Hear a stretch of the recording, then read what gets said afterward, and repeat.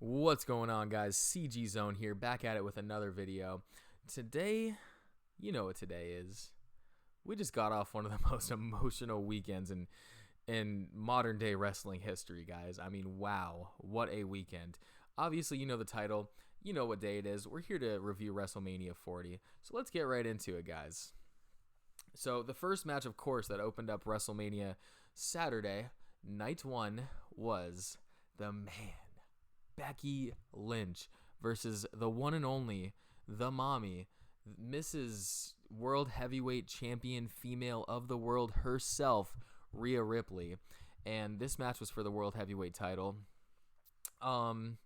This feud was a long time in the making. Long time in the making. This is one of those dream matches that's been built up for, I guess it hasn't been built up for a year, but it's kind of been like we all knew it was coming and it was going to happen. And I know a lot of people were underwhelmed by the build-up. I think it worked. I think it was perfectly serviceable. I'm not going to say it was a great build, but it also wasn't as bad as people were saying it was. So more about the match. We had Becky coming out first. She had like her little storybook entrance, which I thought was really cool, really creative. And I don't know why, but she was reminding me of the what was it, the Queen of Hearts from Alice in Wonderland, with her attire that she was coming out with, which I thought was pretty cool. And we later found out that she was really sick, dealing with a 100+ degree fever and strep throat. So shout out to Becky for pulling through in that cold Philly weather while you're freaking dealing with a cold, like with more than a cold, a pretty intense, fever, sickness, whatever you call it, like that. I know I wouldn't be out there if I was that sick. So shouts out to Becky Lynch, dude. She's a real one. And then we had mommy Rhea Ripley come out. The band that sings her intro theme, Motionless in White, were sang her out to the stage. With that, I thought that was so badass, dude. I like metal, especially that 2000s, like new metal and all that. And I thought that really got the blood pumping for the first match at WrestleMania. And Rhea Ripley's coming out looking like $1,000,000. She's going up to the singer, singing with her. Dude, Rhea Ripley is a born-bred, just, it's in her genes to be an awesome performer, just an awesome wrestler, dude. She's gonna go down in history as one of the greatest to ever do it. I acknowledge my mommy; she's always on top. that came out really wrong, but shouts out to Rhea Ripley, dude. She's awesome. So what did I think about the match? Honestly, I thought it delivered. And what I mean by delivered is it didn't exceed expectations. Let me just put it out there right now. That doesn't mean I think it was a bad match. My expectations were high for the match, and the fact that they met them is all I could ask for, especially, knowing that Becky Lynch was sick as a dog out there.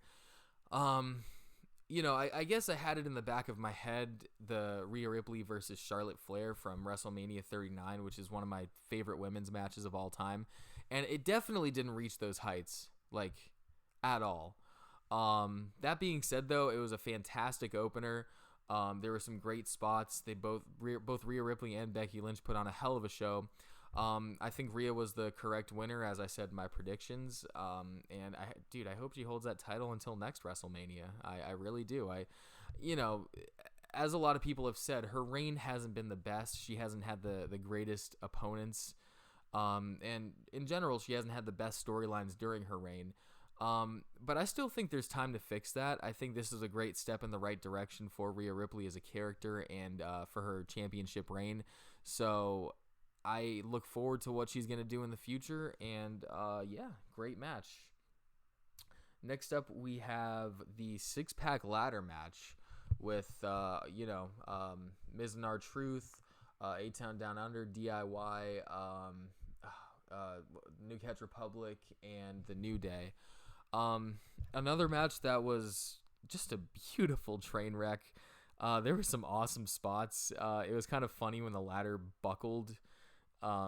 Both of those Extreme Rules matches from night 1 and night 2 both kind of had like funny botches. They didn't really impact the flow of the match too much. They were just kind of funny. But I don't want to get ahead of myself. Let's stick with this match. I'm just going to pat myself on the back real quick. I predicted both of the winners. I said R-Truth and The Miz, and I said A-Town Down Under, which I've been hearing kind of mixed reactions for both of those winners. I know some people are saying, oh, R-Truth and The Miz shouldn't have got that because they're just kind of a nostalgia comedy act. And some people didn't want A-Town Down Under to win for, I have no idea the reason why. I think they're a freaking solid tag team. I think both Theory and Waller are top tier performers, and even though they're getting a lot of screen time, I don't think they're getting as much build as they deserve. I really think those two dudes could be main eventers. Like, I mean, Grayson Waller's faced Edge, Austin Theory's faced Cena at WrestleMania. These dudes are two of the best heel workers that we have in the company right now, and they're both young as hell, dude. They're both super freaking young. So I think they were the perfect choice to get those tag titles. I'm not saying I would have been mad if any of the other teams would have won, but just me personally, I think A-Town Down Under is one of the best to be doing it right now, and I think they're the most deserving. And that's pretty much it. I do think that it should have been marketed more as a TLC match, because it kind of became that anyways. Like, there were table spots and a couple chair shots. I'm just a sucker for TLCs. I think that it adds a little bit more intrigue than just a straight up ladder match. But besides that, I really have no complaints on the match. There were some awesome spots, and I think the rightful people won those titles. So yeah, another great match. Next up, we have the Rey and Andrade versus Dominic and Santos Escobar. I really had no expectations for this match. I think it was kind of weirdly booked, especially since they replaced Dragon Lee last minute, and I already think Dragon Lee was an odd choice. I guess I kind of prefer Andrade over Dragon Lee. It's kind of interchangeable. I mean, I wasn't... The build and the storylines with these guys, I really wasn't too crazy about in the first place, so I didn't really have any investment in this match. Really the only two guys that I really care about is Rey Mysterio and Dominic, which I think Dominic and Santos should have gone over in this match since Rey beat Dominic last year. And I don't know, I feel like there should have just been different people in this match. I don't know. I can't really book it off the top of my head, but just something about this match just wasn't very exciting to me. I mean, you got to show respect to Rey for being able to perform at the rate he's been performing, at the age he's at, 50 plus years old. And there were definitely some badass spots. Kudos to Rey, specifically Rey and Andrade. They were really doing the most out there, and you got to respect it. I just hope we can see a conclusion to the Rey and Dominic feud, honestly, sooner rather than later. I think they should kind of conclude this whole father-son feud at the very latest next WrestleMania, because it's kind of losing steam a little bit. I mean, I'm still intrigued by it, but eventually it's going to get stale. I don't think it's one of those things that can be dragged out for years and years and years, and I'm guessing they're trying to preserve it, maybe because Rey wants his last match to be with Dominic Mysterio. So whatever happens. I guess I'm still happy that they're keeping the feud alive. And obviously I feel like the ending is the most controversial part in this match, which I absolutely see why. I think just randomly having, the Eagles players coming out is kind of a cheap way to get a pop from the Philly crowd, which, by the way, were freaking dead on night one. But as somebody who wasn't invested in this match in the first place, I could really care less. I mean, the only thing I'm really upset about is the fact that Dom and Santos didn't win. But besides that, I mean, if that's how they want to end the match, I think that's the match to kind of have a cheap pop for, because I think the build was kind of cheap to begin with. So that's all I got to say about that. Oh, God. Next up, we got brother versus brother, Jimmy and Jay. Now, I know I in my over under deliver video, I said that this match was gonna under deliver, and boy was I right. This match, dude. Listen, I'm not. I know a lot of people are kind of naming this like the worst match of the weekend, which I do.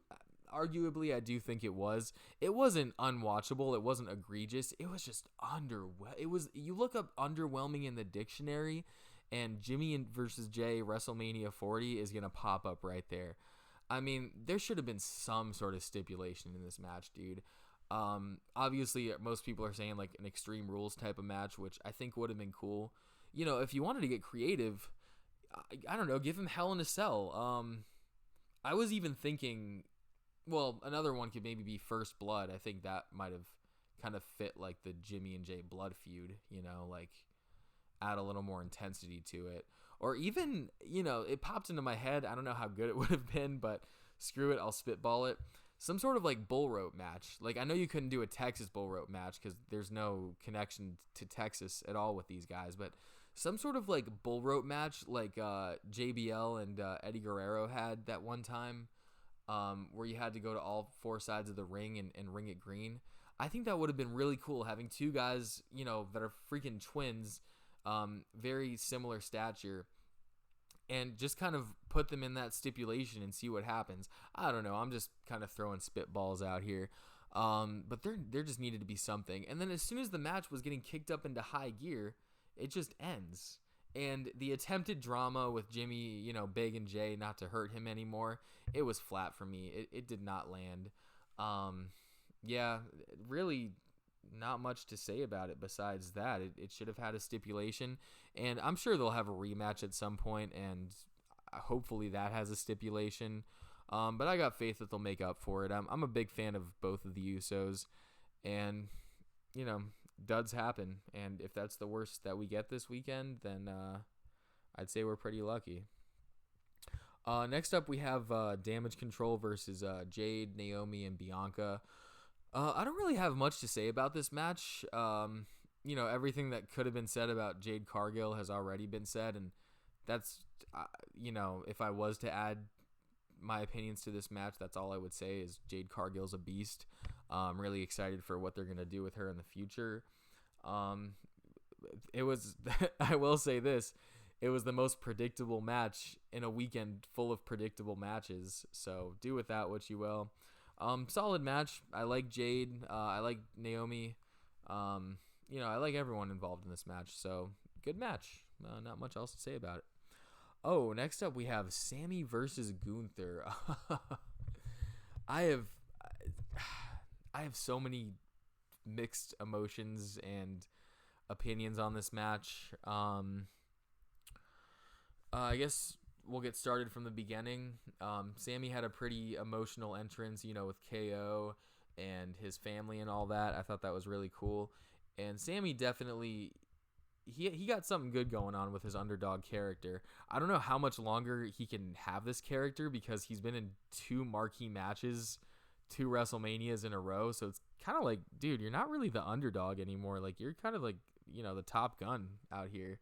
All you really need left is a world championship, and you know, it's kind of like the Rey Mysterio. It's like, dude, you've been, just because you're short, you know, they're always making him out to be the underdog, but it's like, dude, you've been at the top of like wrestling in general for like 3 decades now. But I digress. The match, from a technical standpoint, absolutely greatest match of night 1, hands down. Arguably the greatest match of the weekend from a technical standpoint. Fantastic match. I had a great time watching it. Gunther obviously is one of the best to do it right now. I'm so excited for what they're going to do with him in the future. And I think that it was the right decision to take the belt off of Gunther at WrestleMania 40. I think his reign came to its rightful conclusion. It's arguable whether or not Sami Zayn was the right guy to dethrone him, but I'm not upset about it. I mean, when Sami won, I actually kind of popped. I was pretty happy about it. You know, it is what it is. I'm sure WWE will find a good way to follow this up for both Sami and Gunther. Of course, I think it should have been Chad Gable. I think we're all kind of in agreement with that. But beyond that, the only other thing I have to say about this match, I have a lot to say about this match, but a lot of it has already been said. Hopefully we can see like maybe a heel turn from Chad to go after Sammy. But besides that, I mean, we just kind of have to trust the process here. I'm not, it is what it is. The only other thing I want to say about this match is, now this may be a hot take, but I think Damian should have cashed in on this match.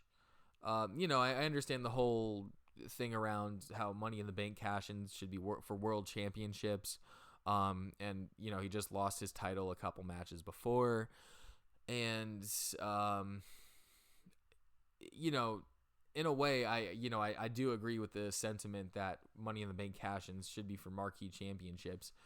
But I think this was a way better fit for Damian to cash in on than Drew McIntyre. And I think the Intercontinental Championship is held to a regard now because of people like Gunther, where it kind of is like a title to strive to have. It's not just I think it's bigger than the United States Championship. I think that would be stupid for Damian to cash in on, because it's kind of just Logan Paul's way of advertising the WWE company right now. It's not very prestigious, but I think the IC title has a certain level of prestige right now. And I think Sammy, being that he had his big moment at WrestleMania 39, could have taken the L at this WrestleMania. Like, basically what I'm trying to say is Drew McIntyre needed his moment in the sun way more than Sami Zayn did. And I think at the end of the day, I'm more salty about Damian cashing in on Drew more than I am passionate about Damian cashing in on the IC championship. I really didn't like that cash in with Drew, but we'll get to that when we get there. But yeah, I do think that he should have cashed in for the IC title. I know that's a hot take, but I think that would have worked out better in my eyes. And now we're getting to the main event. The tag team, probably the biggest tag team match of all time. We had Dwayne "The Rock" Johnson, the biggest celebrity in the world, arguably right now. With teaming up with Roman Reigns, the biggest wrestler, arguably. Well, maybe not anymore, but basically the face of WWE all the way throughout the 2020s up until right now, taking on Seth Rollins and Cody Rhodes. Now, I think there was, I don't want to say doubt going into this match, but there was definitely questions. The Rock hasn't performed in the ring in 10, 11 years. And, the dude's, he's getting up there in age. He ain't no spring chicken anymore. So, I think there was a lot of uncertainty going on into this match. Obviously an astronomical amount of hype. And this match not only met expectations, but I think blew them out of the freaking water, man. What a show. What a match. What a way to end night one. As I said before, I think most of these match outcomes, aside from the Sami Zayn and Gunther, were very predictable. And this match is no exception. I do think it was a predictable win, but I think this whole show, not just this match, but this whole show, predictable outcomes were absolutely justified. It was just one of those shows where all the puzzle pieces kind of needed to fall into place. There didn't need to be any rugs pulled out from under anybody, in any major ways. We had a couple of surprises, and I think that this match is a prime example of meeting or being predictable in a good way. And just the wrestling in general. I mean, The Rock being an older guy, someone getting up there in age, he's out there wrestling like it's the Attitude Era. Like, this ain't no, John Cena versus The Rock, once in a lifetime, twice in a lifetime Rock, where it's just a finisher fest. Like, dude's out there taking bumps through tables, freaking fighting outside of the ring, going. I think he was the one that went into the crowd, right? I'm pretty sure, or he went to the ramp. I forget who went where. But I mean, he was putting out, man. I mean, obviously, it was a tag team match. The beginning of the match was kind of slow, but once things ramped into high gear and The Rock told the referee, "You count me out, you're fired," or "You disqualify me, you're fired." Dude, that was great, man. This Rock run has just made me gain so much more respect for him. I love that he's out here playing a heel. And yeah, this match just delivered on all cylinders. It was a great build-up, great conclusion, and brought us in to night 2 with a lot of concern, considering it was Bloodline rules. And I didn't even talk about their entrances. The Rock's entrance with the Brahma Bull on fire, absolute goosebumps. Of course, he had his People's Champ title that he was given at the Hall of Fame award ceremony, which was kind of funny. Roman Reigns, of course, always comes out looking like the freaking tribal chief, as he is. Cody Rhodes had a cool entrance. He kind of looked like Homelander from The Boys. Seth Rollins, with Seth Rollins, sometimes his in-ring gear, especially at big PLEs, can be a little too much for me. That's kind of how it was night 2, but I think night 1 it kind of struck a pretty good balance of like extravagant, but not like looking like a bounce house or something. But just in every aspect of the presentation of this night 1 main event, it was perfect down to the last minute detail, to quote the great Homelander. All right, so that's my thoughts on night 1. I think it was a fantastic night of WrestleMania. I don't know if it quite lived up to the expectation, or to the night 1 of WrestleMania 39. If it didn't live up, it was very close. Maybe the only thing dragging it down was the Jimmy and Jay and the slight predictability for some of the matches. But besides that, I mean, if I had to give it a ranking, I'd give it a very high 8 to maybe a 9. Yeah, no, I'm sticking with a 9. It's a solid 9 out of 10. Fantastic night. Now let's move on to night 2. So night 2, just like night 1, started off with a bang. It started off with another world championship match, which it's like poetry. It rhymes. Shout out George Lucas. It was one of my most anticipated matches of the weekend. Drew McIntyre faces Seth Rollins for his World Heavyweight Championship. Now, I think we all kind of knew the outcome. Similar to this entire weekend, which was kind of predictable. In a good way, though. I think the right outcomes happened. There wasn't too many swerves besides this match, but let's not get too ahead of ourselves here.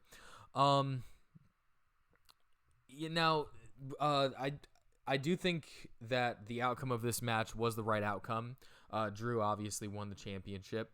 And to get into the match itself, to be honest, it was kind of a finisher fest.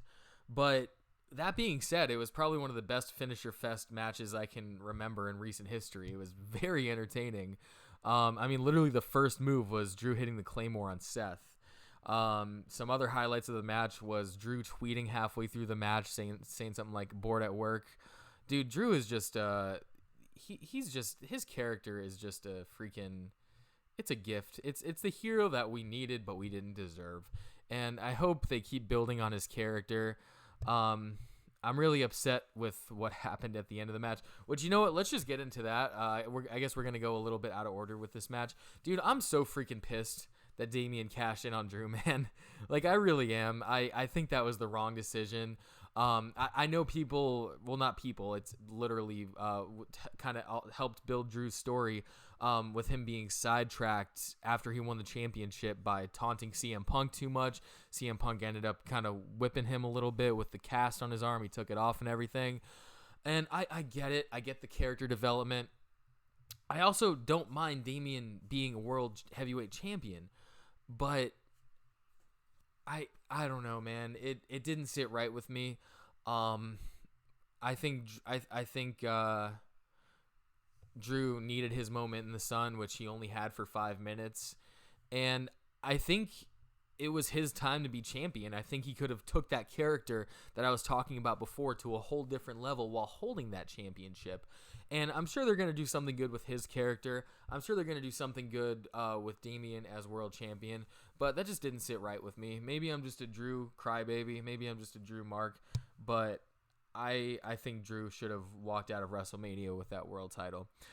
What else do I have to say about the match? Oh, real quick, I just got to shout out Seth Rollins, dude. Seth Rollins was like the Iron Man of the weekend, dude. He was in 3 different segments, got physical in every single one, and this was a fantastic performance by Seth just in this match in general.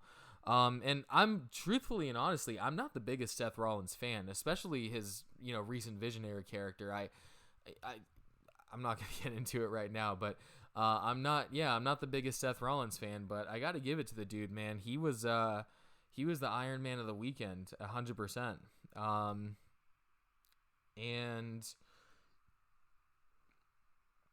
what else do I have to say about this match? That's really it. I hope Drew wins the title at one of the European PLEs that's coming up later on this year, which I think it seems like they're kind of heading in that direction to do. So we'll just have to wait and see. But overall, great match. I think Drew just is doing the absolute top work of his career. And shout out to everyone involved. Solid opening to night 2. Next up, we have Bobby and Karrion versus... Wait, Bobby... the Street Profits versus Karrion's faction. God, I can't even think of what it's called right now. Oh my God. Well, Karrion Kross's faction. Solid match. Had the wrong winner, I guess. Not that I'm the biggest Karrion Kross fan, but I think they should have won. They definitely needed it way more than Bobby Lashley and the Street Profits did. Because, I mean, at this point, what else are you going to do with Karrion Kross, man? And that entire faction, they're kind of dead in the water. Whereas if Bobby and the Street Profits would have won or would have lost, they would have been just fine. They're hella popular. And, it was a street fight match, so obviously there were some weapons used, some extreme moments, all of that. I don't know why. I didn't really feel the impact from it didn't feel like an Extreme Rules match. You know what I mean? Like, it didn't feel like, whoa, they're doing some crazy stuff here. I guess there were some decent spots, but I don't know. The weapons just seemed like I didn't feel the impact of the weapons in that match. You could just tell they were like flimsy and not the real thing. Not saying that wrestlers don't use real weapons, but I don't know. Something about it just felt soft and like PG to me. It was a decent match. I don't really have much to say about it, so I'll leave it at that. Next up, we had LA Knight versus AJ Styles.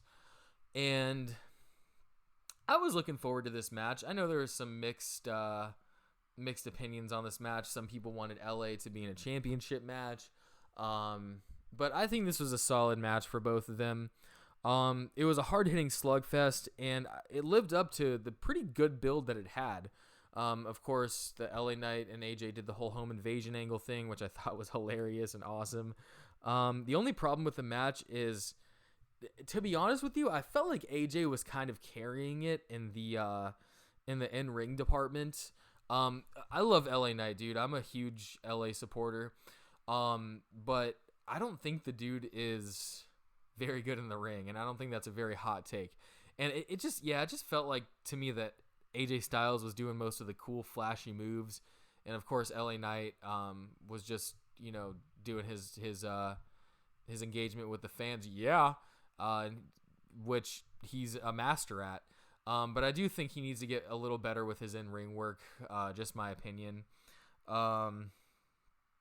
And yeah, I think LA is just more exciting on the mic than he is in the ring. But with that being said, he's one of the best on the mic. So shout out LA Knight. Shout out AJ Styles. Oh, AJ also debuted his new theme song at WrestleMania, which, to be honest, I'm not the biggest fan of. I mean, it's all right, but his old theme song, it just hit different, dude. And in a modern day WWE landscape where having a good entrance theme is few and far between, It really disappoints me that they removed AJ Styles' iconic theme song. And I know a lot of people are saying that, it's more fitting of his heel character and this and that. Personally, I mean, maybe it is. I don't agree personally. I think that his old theme fit him both as a heel and a face. I think that was just a perfect all-around theme for AJ Styles. So I'm really disappointed about that. It kind of waters down his character for me, to be honest with you. And I love AJ Styles, but I just can't get behind that theme, man, after taking away such an iconic theme. So that's how I felt about that match. Really good match. But really no serious impact. I'm happy LA Knight won. And yeah, let's move on. Next up, we have Io Sky versus Bayley. I feel like I'm missing a match. Am I missing a match, guys? Maybe not. I felt like there was another match in between here, but I'll have to double check. Maybe I'll fix it in the edit if there is. But next up, we have Io Sky versus Bayley for the women's title match. I might say it. This was contender for match of the weekend. This was absolutely incredible. Both women had fantastic entrances. Bayley's was kind of random with that whole Egyptian theme. Io Sky just always has an awesome entrance. She doesn't even have to do anything flashy. Also, one of the most underrated feuds of the WrestleMania build. I understand that there's a lot going on. I mean, we had freaking The Rock for this WrestleMania build, but I think any other year, this Io and Bayley feud would have stolen the show, would have stolen the WrestleMania build-up. And, when it comes to women's WrestleMania feuds and builds, and, sometimes, not always, but sometimes it's hard to really find one that has a good story and a good match. And I feel like this one just had both. And, I wish it wasn't overshadowed as much as it was. But anyways, back to the match. Absolute classic. They sold the feud, the emotion, the in-ring psychology to an absolute T.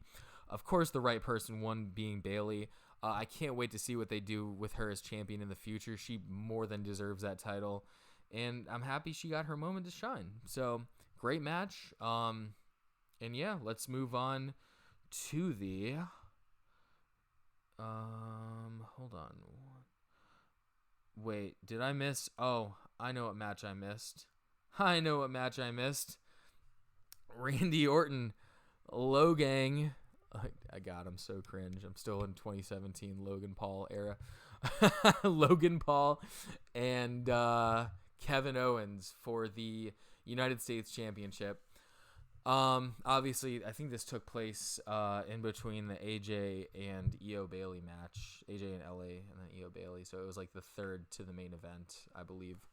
Because I know Io and Bayley was the co-main event. Really fun match. It was just fun, dude. I mean, I think I want to say in my predictions that I said Logan was going to win. I'm pretty sure. I think I said some weird things in my predictions. That predictions video wasn't the best. But listen, that's what you get for trying to be different. That's what you get for trying to be different and in a super predictable card. So, you know what? Whatever. Better luck next time, CGzone. So it was a fun match. Nothing too much to say about it besides obviously we had the I Show Speed cameo and he got RKO'd by Randy Orton and this and that. Which was fun, of course. We had the Kevin Owens entrance, which kind of mirrored the Sami Zayn entrance from the WrestleMania Night 1. He came out in the golf cart. Randy Orton came out with him. Prime Bottle, I Show Speed, RKO on the table. A bunch of flashy moves. Bada bing, bada bang. Logan's still the champion. What a surprise. Fun match. I enjoyed it. Now let's get on to the moment we've all been waiting for, which is Cody Rhodes versus Roman the Big Dog, the Tribal Chief, a.k.a. Joe Anoa'i, a.k.a. the Reigns of Roman. All right, I'll stop now. I had a 5-hour energy, and I just worked out, so I'm pretty hyped. But yeah, Cody Rhodes versus Roman Reigns. Talk about a match that lived up to the hype, dude. I mean, it was an overbooked mess, which is what everyone was calling for, and that's what the match delivered. The first half of the match, kind of like night one with the tag team match. It was kind of just a normal technical wrestling match. Oh well, let me talk about the entrances really quick before we get too ahead of ourselves. We had Roman Reigns coming out to the orchestra, which was freaking badass, having them play his song live. And I don't know if I was the only one that noticed, but there was a drummer to the right of the stage who was just like, he was just killing it, dude. Like, that man was into it. I know that dude's he acknowledges his tribal chief. And when the match started, I'm not gonna lie, guys. Like, look, I wanted Cody to win.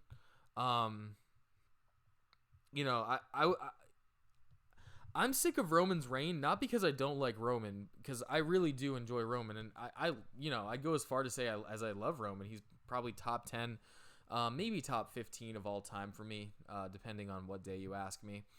But once the match started, it really hit me, because I think we all knew that Cody was gonna win. I mean, of course, there's some doubt. I mean, Roman's been pulling out upsets for almost half a decade at this point. Up until WrestleMania 40. But,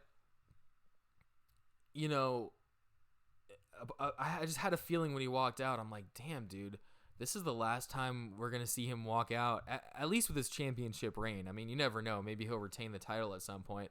But this is the last time we're going to have him walk out with, his legendary 1,000-day-plus title reign. And I'm not going to lie to you. It made me sad. And I knew it needed to happen for the main reason that, number one, the dude barely defended his title in the last year or so. I mean, he was barely even on TV in 2023, which that really did annoy me. And that was the main problem I had with Roman and his title reign, was just how little he was on TV. And the other problem being every single one of his title defenses were the same. You have Solo coming out. You have Jimmy coming out. You had Jay coming out when he was part of the Bloodline. Like, it was the same shit every time. Like Roman Reigns says, it's like missionary position. You're doing the same thing every night. And I think that part of his title reign was inexcusable. But, Captain Hindsight here, if they would have just changed it up and made his reign more interesting, I might have wanted him to keep the title for longer. Maybe not Bruno Sammartino levels of longer, but, maybe another 6 months. You probably, I don't think they would have made him drop it at anything besides a WrestleMania. But I'd say, man, if they would have booked his reign better, I wouldn't have minded him holding it until WrestleMania 41 and beyond. And, once again, hindsight's 2020. And at the end of the day, I did want Cody to win, and I hope I explained my reasons why properly.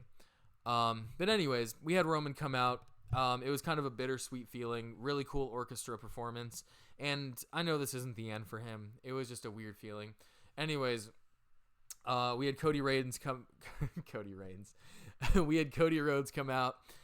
He was wearing like a skull mask. It kind of reminded me of like the broken skull Stone Cold Steve Austin on his beer cans mixed with like Triple H from that one WrestleMania entrance he did. He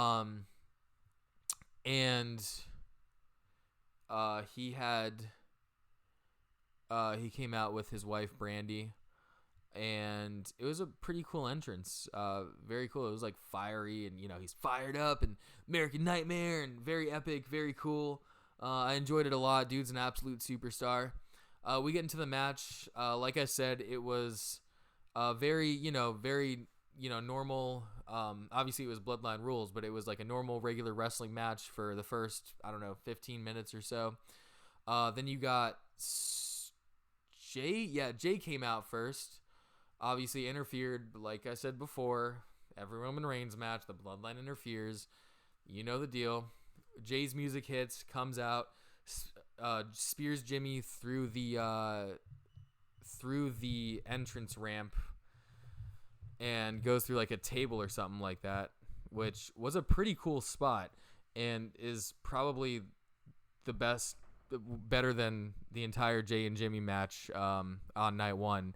They kind of made up for their lackluster performance from night one.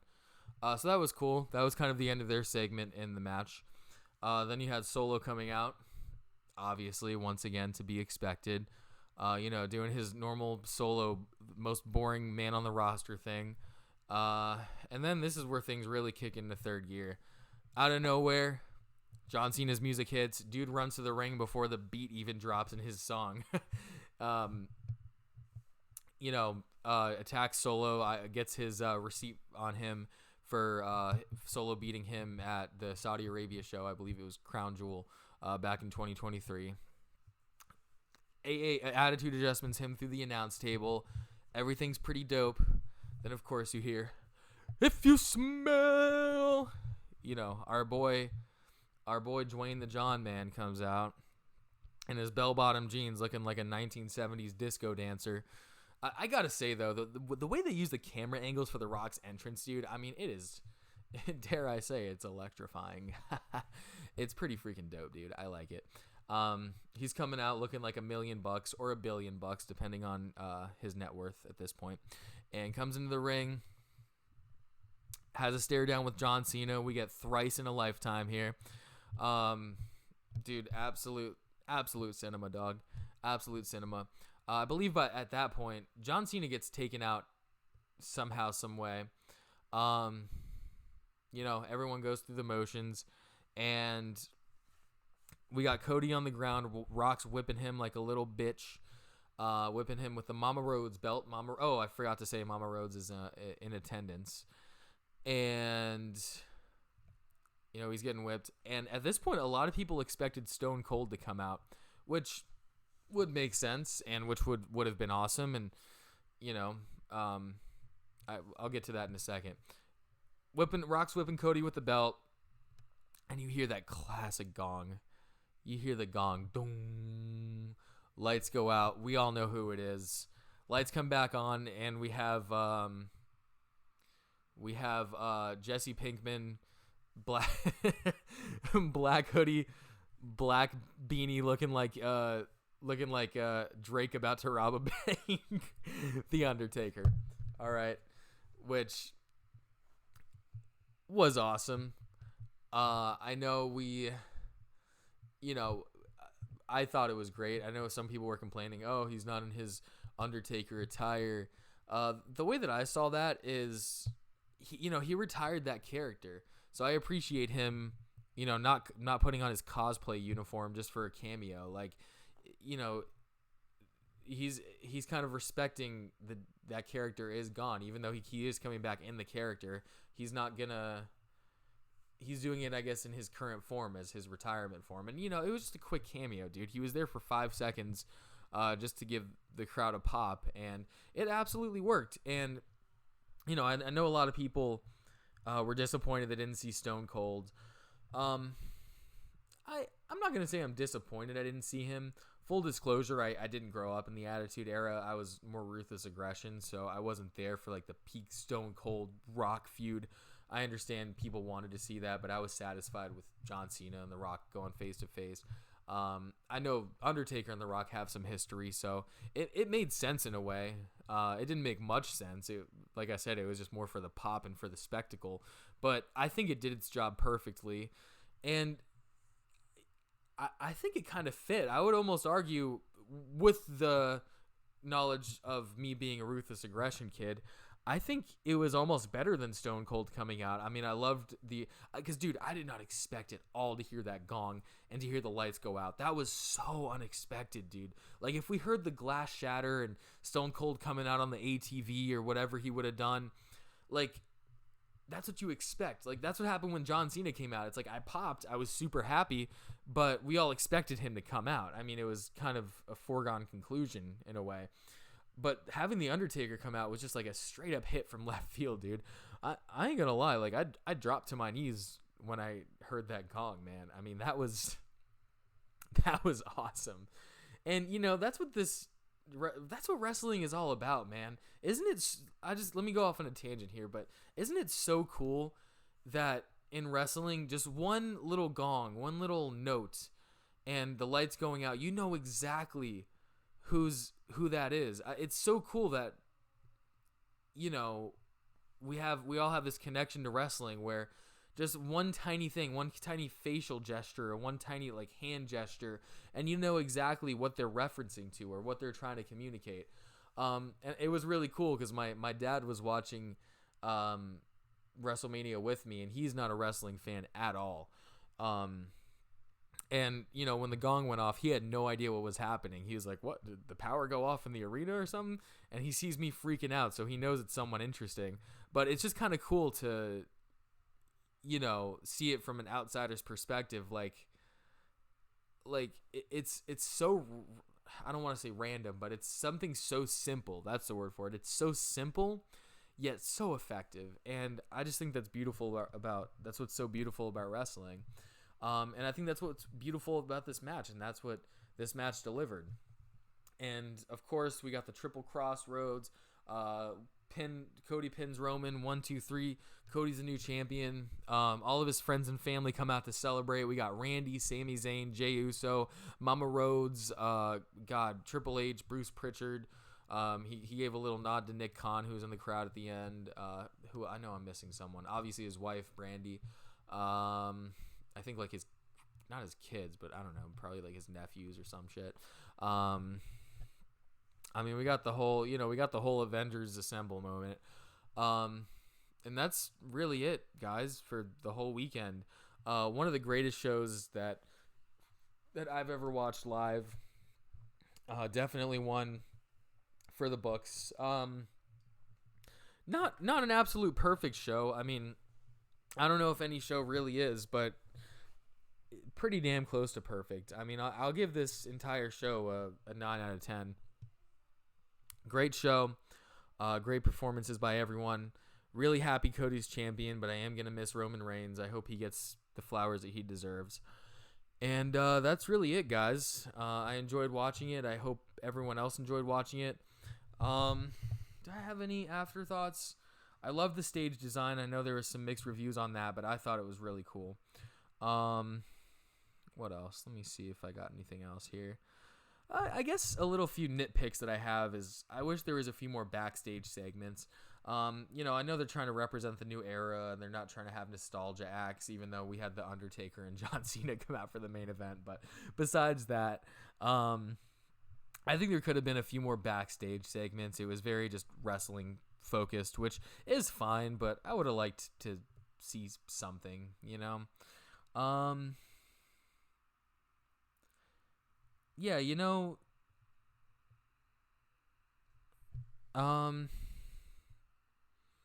obviously the ads are something I need to get used to. I won't go too in depth with that. The Prime bottle was okay. I mean, whatever. I'm not gonna. You're fighting an uphill battle when you talk about that stuff. Because you know a company's got to profit. And my concern is I'm wondering how far they're going to take it. But once again, I mean, the company has to prioritize profits. I'm fighting an uphill battle. It's all good. WWE and every company has to do their thing and make money and da-da-da-da-da. So I won't go too in-depth with that. But that's about it, guys. I hope you guys enjoyed the video, and I look forward to see how the fallout from all this was.